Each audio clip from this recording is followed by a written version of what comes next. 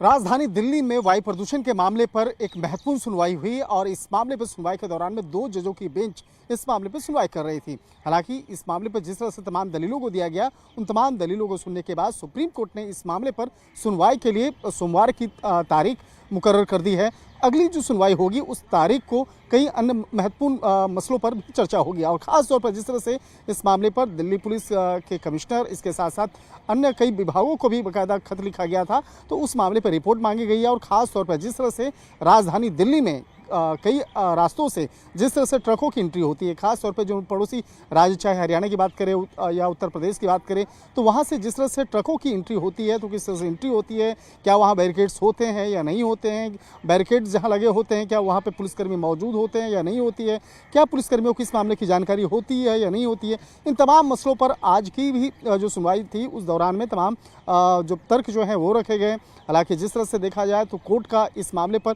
काफ़ी जो सख्त रवैया जो है वो नज़र आ रहा है, क्योंकि सुप्रीम कोर्ट भी चाहती है कि पर्यावरण से जुड़े मामले पर और ख़ास तौर पर ये वायु प्रदूषण का जो मसला है, इस मसले पर एक बीच का रास्ता निकाला जाए, बेहतर रास्ता निकाला जाए, जिससे कि आबो हवा बेहतर हो सके। और जिस तरह से चाहे पराली जलाने के मसले की बात करें, पराली जलाने के मसले पर भी चर्चा हुई और सुप्रीम कोर्ट में इस मामले पर दलील देने के दौरान में पंजाब और हरियाणा से भी बाकायदा पूछा गया कि वो इस मामले को लेकर क्या कर रहे हैं। हालांकि कोर्ट में सुनवाई के दौरान में एक मीडिया रिपोर्ट का भी हवाला दिया गया, जिसमें कि ये बताया गया कि एक मीडिया रिपोर्ट के मुताबिक ये बताया जा रहा है कि 4 बजे के बाद पराली जलाने का जो एक आदेश जो है आपस में वो शेयर कर रहे हैं, चर्चा कर रहे हैं। तो उस रिपोर्ट को भी बाकायदा सुप्रीम कोर्ट ने उसकी प्रति जो है वो मांगा है। तो एक तरह से कहा जा सकता है कि अगली जो सुनवाई होगी उस सुनवाई के दौरान में उस मामले पर भी चर्चा होगी। लेकिन आज कोर्ट की अगर बात करें तो कोर्ट में साफ तौर पे कहा है कि स्कूलों को छोड़ करके अन्य जगहों पर ग्रेप फोर्स जो है वो लागू रहेगा। और दूसरी तरफ देखा जाए कि प्रदूषण से जुड़े मसले पर जिस तरह से प्रदूषण की समस्या, खासतौर पर जो वायु प्रदूषण का जो मसला है वो एक बड़ा मसला बनता जा रहा है, तो इस मामले को लेकर एक कहा जा सकता है कोर्ट जिस तरह से टिप्पणी कर रही है वो बेहद महत्वपूर्ण है। और इस मामले पर जब जिस तरह से एमसीडी की बात करें या दिल्ली पुलिस की बात करें या ट्रैफिक व्यवस्था की बात करें, तो जिस तरह से बाकायदा ट्रैफिक वालों से इसलिए जानकारी ली जा रही है कि किस तरह से ट्रकों की एंट्री होती है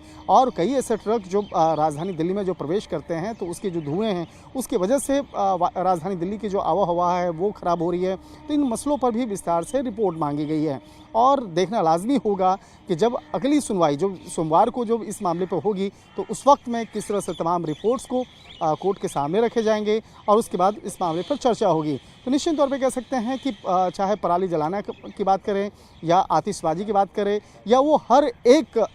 जो तकनीक है या हर एक उपाय जो जिसको लेकर वायु प्रदूषण की जो समस्या आती है या वायु प्रदूषण की जो समस्या में इजाफा देखने को मिल रहा है, तो उन तमाम मसलों पर सोमवार को सुनवाई होगी। और इस पूरे सुनवाई के दौरान में देखा जाए जो पिछले कुछ दिनों से लगातार सुप्रीम कोर्ट में चल रही है, बच्चों से जुड़े जो मसले हैं, खासतौर पर जो इनको उनके स्कूल से जुड़ा जो मसला है उस पर भी चर्चाएं हो रही हैं, क्योंकि बच्चों का जो स्कूल है वो प्रभावित हो रहा है। हालांकि बीच में कुछ दिनों के दौरान में ये किया गया था, एक प्रावधान किया गया कि 12th तक के बच्चों का जो स्कूल है वो बंद कर दिया गया, लेकिन बाद में इस मामले पर आगे जो कार्रवाई करते हुए जो 12th और 10th के जो बच्चे हैं उनका स्कूल प्रारंभ कर दिया गया, लेकिन जूनियर जो बच्चे हैं उनका स्कूल अभी भी चल रहा है। तो अगली सुनवाई के दौरान इस मामले पे भी चर्चा होगा कि जो ऑनलाइन क्लासेस हैं क्या इन वजह से ऑनलाइन क्लासेस में बच्चों की पढ़ाई बहुत बेहतर हो रही है या नहीं हो रही है और इसका क्या विकल्प है। तो इस मामले को भी लेकर सोमवार को जो सुनवाई होनी है वो बेहद महत्वपूर्ण मानी जा रही है।